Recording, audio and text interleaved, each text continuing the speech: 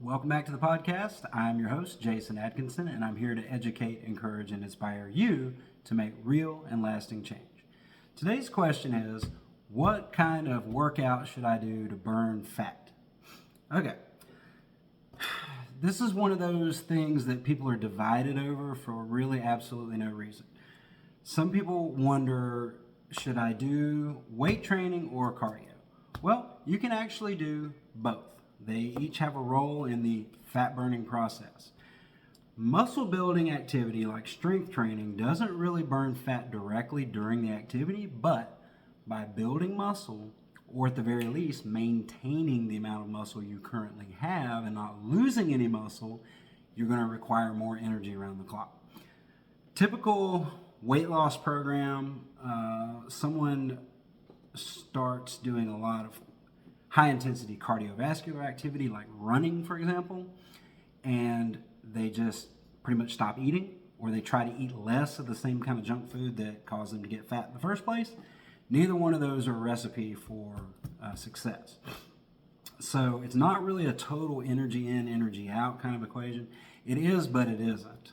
That being said, different types of macronutrients have different effects on the metabolism, and they are stored differently and used differently. So same thing is true with weight. People always say they want to lose weight, but there's a big difference between losing weight and improving body composition. If you're the typical weight loss dieter, about half the weight you lose is going to be muscle. So you're not really going to improve your percentages. That's not going to make you any healthier. It's going to make you smaller and weaker. If you lose muscle, you're going to be smaller, weaker, less healthy. Your immune health is going to suffer, and you're going to be more likely to regain any weight that you lost.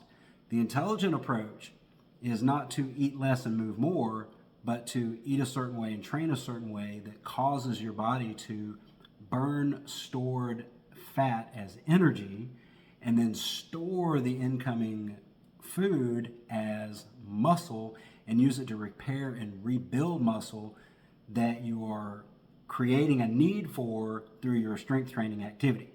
So I like to use the analogy, if there's a little mini bike and a Harley Davidson sitting side by side in the driveway idling. The Harley is using more fuel because it has a larger engine. It's burning more fuel at rest. The more muscle you have, the more fuel you burn at rest, the more energy your body requires around the clock. You actually build muscle in your sleep and you burn fat in your sleep, believe it or not, provided that you are putting your body in a supercompensation mode, which means you're stressing the body beyond its current limitations so that it has adapt and grow or preserve muscle. And then your day-to-day activity, you're going to be burning more body fat for fuel. That being said, the type of exercise or the type of training that you want to do is twofold. The idea of lift weight to lose weight really still hasn't caught on in the mainstream yet, but there's a lot of accurate science behind that. When you build muscle, you require more energy. Okay, not only that, but it actually looks better. When you do lose body fat, if you have a little muscle definition underneath, you're going to look healthier and you're just going to have better shape and tone to your body. So don't be afraid to do that. Weight training. The type of activity you do not want to do is high intensity cardio activity, provided that you are eating a low carbohydrate or cyclical ketogenic diet like I'm recommending. Which, go back and listen a couple episodes ago, I spelled out cyclical ketogenic diet for you. Basically, that's cycling carbohydrates and low carb. There's a low carb ketogenic period where you burn more fat. There's a higher carb refeed period where you store glycogen in the muscles and repair and rebuild the muscles. So, provided that you're doing that, if you are attempting to do high intensity cardiovascular activity, up to a certain point, about 60% of your maximum heart rate, and max heart rate is about 220 minus your age. So 60% of that, let me just give you an easy formula, 180 minus your age. That's the heart rate that you want to be at, maximum heart rate, where you're still burning mostly fat for fuel. Your body can break down fat for energy up to a certain level of intensity. Beyond that, the demand is too great. You can't break down fat fast enough to supply the energy. Your body switches over to breaking down stored sugar in the muscle or actually breaking down muscle tissue for energy in the absence of glucose. We don't want that to happen. So yes, you can do high intensity cardio if you want to. If you're eating a lot of starches, you probably need to burn all that extra fuel out of the tank. But to me, that's kind of counterproductive. I started getting a lot better results when I just lowered the fuel coming in to begin with. Now there's less to have to burn off to get to the fat, okay?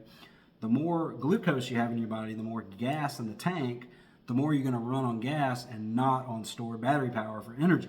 Stored battery power is your body fat. Everybody's carrying around this 30-pound car battery around their midsection. That's stored fat, okay? That's what we're trying to get rid of. So in order to do that, you got to be consuming less energy than you're taking in on a daily basis.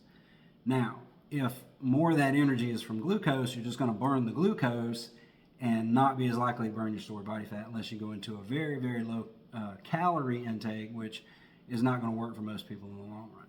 So, lower the glucose. Now you're going to burn more fat. Okay, keep your heart rate moderate during your cardio, about 180 beats per minute minus your age. So maybe about 140-ish, 130, 140, 150, depending on your age, somewhere in that range. At that rate, you're still breaking down fat for fuel to carry you through the majority of the activity. That works great. Stop running to try to burn fat. When I see people in the gym running in an attempt to burn fat, I'm thinking, man, they just don't really understand how this metabolism thing works. Because look, you go in there and burn up all that sugar. When you leave the gym, you're going to be hungry for more sugar. It's going to drop your blood sugar down, and that's going to make it hard to resist all these high carb goodies that are sabotaging your best efforts, your best intentions. Don't let that happen. I don't want to see you become another casualty. Keep your carbohydrate intake low 5 days in a row.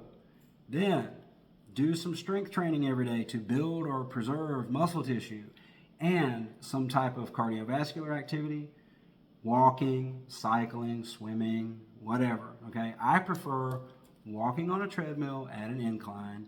I do anywhere from a 3.5, level 3.5 pitch all the way up to like a 7.5, which is a pretty steep hill, for about 30 minutes. That's enough to do about 2 miles. I do that every single day in a semi-fasted state. That's another key. You want to burn more body fat? Train before you eat breakfast, whatever time that is. Before you have your first meal of the day, you're still in a semi-fasted state from the day before. You probably slept, 8 hours or so. You haven't eaten in about 10 or 12 hours. That's a perfect time to burn more body fat for fuel. After the workout, don't throw a bunch of carbohydrates in your body. Now you're going to short circuit the fat burning process. Keep burning fat. You're going to continue. You burn fat while you're asleep, first of all. That's why we don't starve in our sleep. That's the reason why we store body fat in the first place, so we have some fuel when there's no energy around. When you wake up in the morning and you do that typical American breakfast, which is high carbohydrates like toast or cereal or pastries or oatmeal or any kind of grain-based goodies, that is short-circuiting the fat-burning process, because now you have to burn through the glucose. So keep that competing fuel out of the tank, keep that out of the way, continue to burn more fat well into the day. Do a combination of strength training and moderate intensity cardio. Stay away from high intensity cardio and get in your extra steps, okay? So after work, go for a walk. On your lunch break, whatever, walk a couple laps around the building during your lunch break. Maybe take breaks throughout the day where you get up and walk away from your desk and take about a 30-minute walk. You can track your steps, you can track your miles, you can track whatever metric is helpful for you. You can just tick it off number of walks I took this week. Anything that's helpful for you to track it, it all adds up and it all gets a better result. Stay tuned for more of these types of Q&A videos. If you have a question you want answered on another episode, comment below and I will get that on the air for you. Thank you so much, and I'll be back soon.